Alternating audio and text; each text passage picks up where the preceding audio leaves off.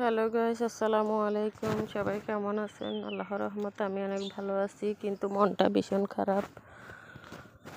গ্রামে আসার পরে অনেক কষ্ট করে কতগুলো গাছ রোপণ করলাম।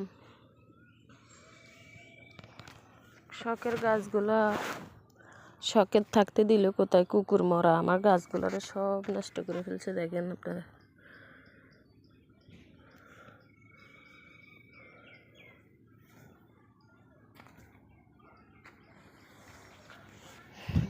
অনেক কষ্ট করে আমি গাছগুলা রোপণ করছি, কিন্তু কুকুর আমার গাছগুলোর আর রাগ থাকতে দিছে কোথায়। দেখেন অনেক কষ্ট করে করছি, কুকুর কি করছে, গাছ করে সব নষ্ট করে ফেলছে। কি কষ্টের জিনিস, অনেক কষ্ট হচ্ছে আজকে আমার।